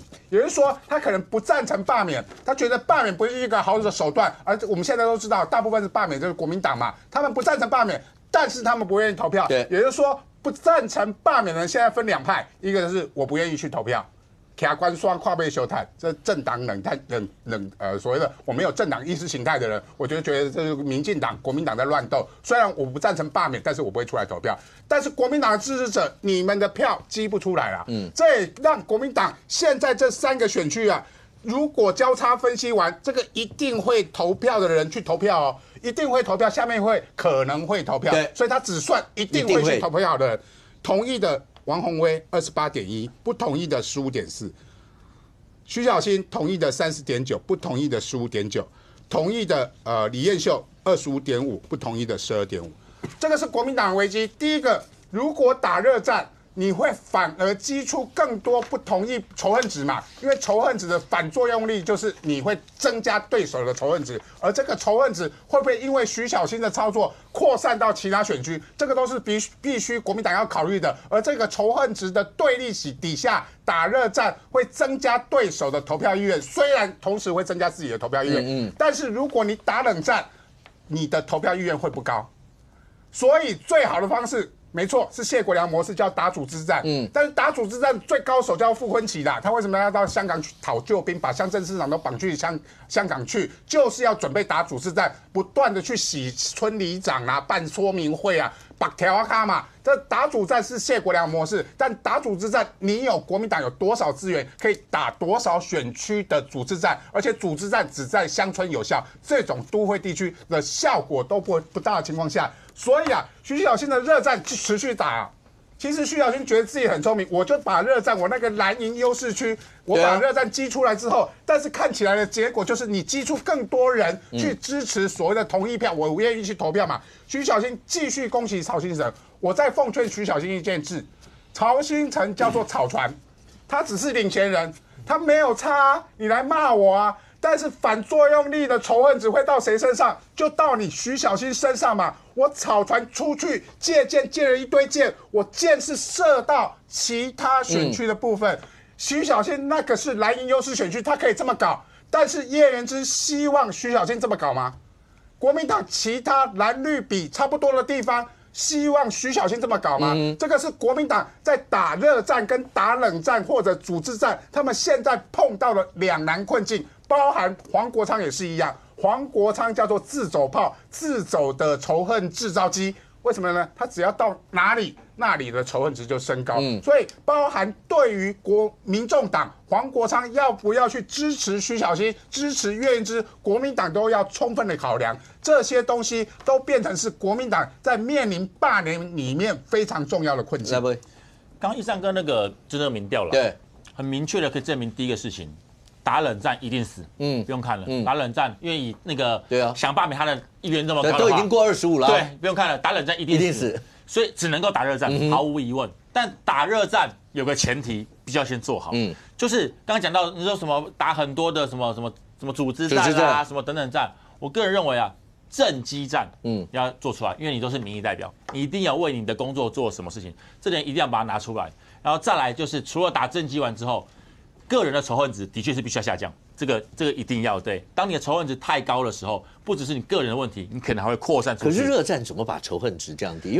因为像巧芯现在的做法，就反正就一定跟曹先生两个人一来一往，就大家把热度整个啪全部往上走。我觉得跟曹先生这次一个对战，当然没有错，这是对战。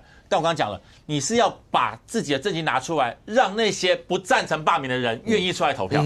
但是在做热战的同时，要把自己好的那一面拿出来，然后让我们的支持者愿意出来投票，这个热战才有意义，而不是单纯的打热战，然后只会去增加仇恨值，这个是有风险的。那接下来我相信会面对到罢免案的蓝营立委，可能不会是少数，那必须要有这个方向来进行。要不然如果只单纯的互相的攻击什么等等的，我觉得。在最后的选战投票的结果，风险是相当高的。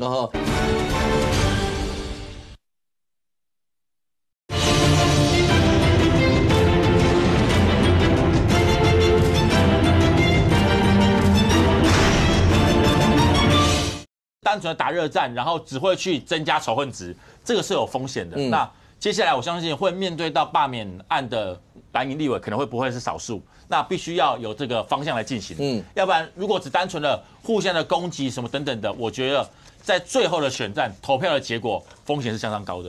因为刚刚讲到那个数字，尤其是讲到那个不同意罢免的那个数字之一，可能还会有另外一个解读是，因为很多人觉得我不同意啊。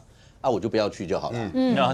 有。对啊，那时候谢国良最重要的一件事，不是一天到晚在喊的，就是你们不同意要出来啊，不是你在家也觉得不同意就算啦。对，叶元之也讲过这个啊。对，他说我觉得不赞成罢免，所以我不会去投票。不过依照这个民调的话，徐巧芯的问题不是这个，徐巧芯的选区啊，知道大罢免而且会出来投票的有69%，将近70%，代表大家都知道徐巧芯要被罢免。而且他会出来投票，已经有7成什么概念？总统大选在3个月投票3个月前都不会有这种投票率的民调，当然，对不对？可是我先讲，我们到目前为止，国内所有的罢免最高的那一场应该是3Q 那一场，51%。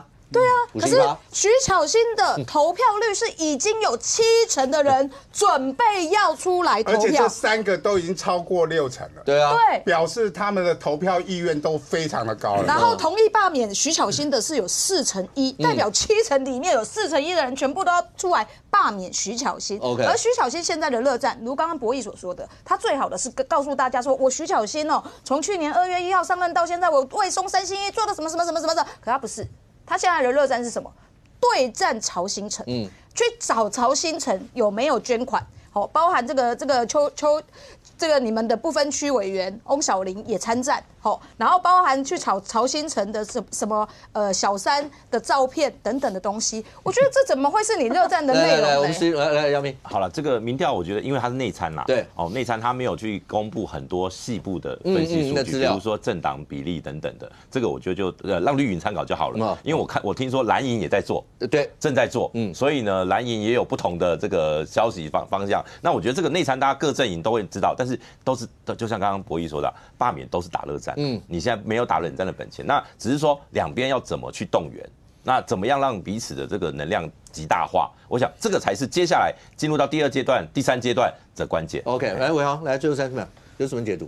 基本上徐巧芯他现在真正应该做的是什么呢？赶快去点兵点将，我有多少议员，确定他们这些人会在地方帮我动出来。